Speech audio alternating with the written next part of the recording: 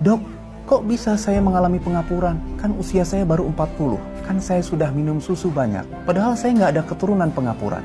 Permasalahannya adalah pengapuran ini tidak dapat disembuhkan. Namun pengapuran dapat diantisipasi agar kondisinya tidak semakin berat. Kita harus tahu, pengapuran akan terjadi pada setiap orang.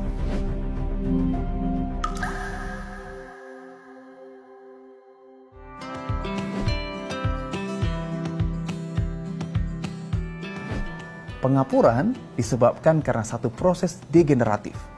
Dalam definisi yang paling mudah, wear and tear. Kalau satu sendi dipakai, maka suatu saat dia akan mengalami satu proses pengapuran. Maka pengapuran adalah satu hal yang wajar dan natural. Pengapuran akan banyak terjadi di sendi yang memberikan tumpuan tubuh. Pertama, lutut. Ya, kita sering dengar orang tua kita atau orang yang usia lanjut pasti mengalami pengapuran pada lututnya. Kedua, panggul kita. Yang ketiga, tulang belakang. Karena tulang belakang bagaimanapun juga akan menumpuk keseluruhan tubuh kita. Yang terakhir, tulang belakang bagian atas yaitu leher. Itu adalah pengapuran yang sangat mungkin terjadi di sendi. Permasalahannya adalah pengapuran ini tidak dapat disembuhkan. Namun pengapuran dapat diantisipasi agar kondisinya tidak semakin berat. Karena kalau kondisinya semakin berat, mungkin Anda membutuhkan tindakan pembedahan untuk mengganti sendi tertentu. Misalnya sendi lutut harus dilakukan penggantian sendi. Sendi panggul harus dilakukan penggantian sendi. Saya pengapuran, berarti saya harus minum susu dong, dok? Sebenarnya ada perbedaan yang sangat mendasar antara pengapuran atau osteoartritis dengan osteoporosis. Osteoartritis berarti permasalahannya adalah di sendi. Jadi tulang dengan tulang berdekatan, menempel, itu membentuk satu sendi. Sendi bahu, sendi leher, sendi panggul, sendi lutut, sendi kaki, dan semua yang lain nanti. Itu adalah sendi. Osteoporosis permasalahannya adalah di tulangnya. Jadi tulangnya yang akan mengalami satu proses pengeroposan tulang. Bedanya adalah ketika yang terjadi masalah adalah di tulang, tulangnya keropos, dia tidak akan menimbulkan keluhan nyeri atau jarang sekali menimbulkan keluhan nyeri karena masalahnya adalah tulang. Namun beresiko jika Anda tiba-tiba terjatuh. Kita bisa bayangkan ketika tulang paha ini keropos, terjatuh, maka akan menimbulkan patah tulang. Namun pengapuran tidak akan menimbulkan patah tulang. Namun pengapuran menimbulkan keluhan nyeri. Jadi kita bedakan antara osteoporosis dan osteoartritis. Lalu susu untuk kemana? Susu, kalsium, vitamin D itu adalah untuk osteoporosis, bukan ke osteoartritis. Maka meskipun Anda sudah mengkonsumsi banyak susu, bukan berarti terbebas dari osteoartritis. Tetap suatu saat kita akan terkena osteoartritis, tergantung di sendi mana yang kita akan sering pakai.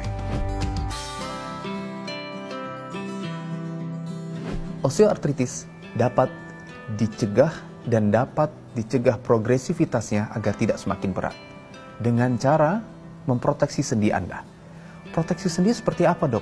Misalnya, ketika kita banyak melakukan aktivitas duduk di bawah atau berjongkok, maka kita proteksi sendi dengan mengurangi pembebanan ke lutut kita, contohnya dengan memberikan tumpuan pada tangan kita ketika kita akan berdiri.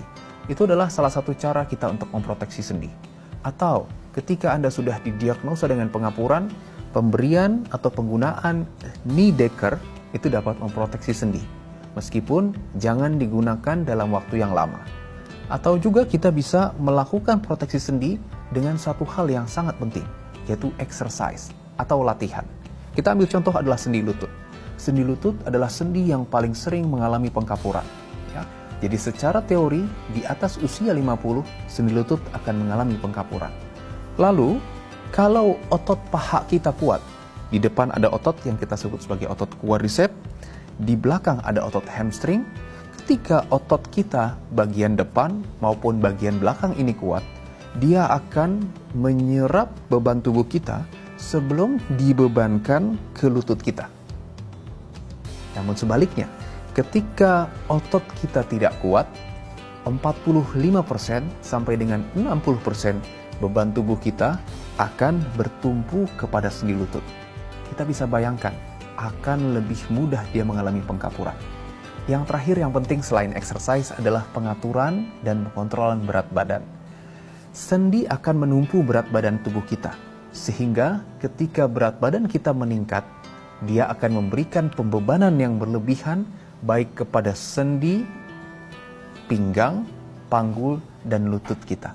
Sehingga proses pengkapuran akan semakin cepat terjadi dan akan sangat sulit untuk dicegah progresivitasnya.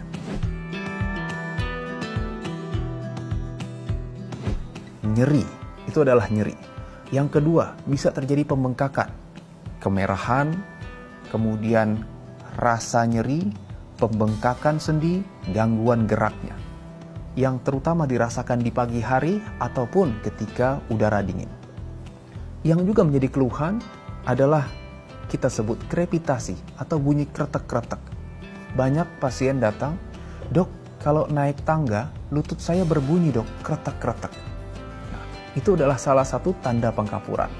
Oleh karena itu, dengan kita mengetahui apa itu pengkapuran atau osteoartritis, apa saja gejalanya, bagaimana cara mengantisipasinya, dan bagaimana cara mencegahnya, kita dapat melakukan satu proses pencegahan sehingga pengkapuran meskipun terjadi tidak akan mengganggu aktivitas dan produktivitas Anda. Namun setelah mengkonsumsi obat, melakukan exercise, mengurangi pembebanan ke lutut, mengatur berat badan, keluhan masih ada, atau bahkan bunyi krepitasi atau krek-kreknya semakin meningkat, jangan ragu untuk datang ke dokter untuk dilakukan satu proses pemeriksaan yang lebih lanjut, apakah dibutuhkan ronsen, USG, atau MRI, untuk memastikan bahwa pengkapuran tidak terlalu berat pada sendi Anda. Sekian pembahasan mengenai pengkapuran dan bagaimana cara mengatasinya. Bersama saya, Dr. Ibrahim Agung, spesialis kedokteran fisik dan rehabilitasi. Sampai jumpa pada konten berikutnya.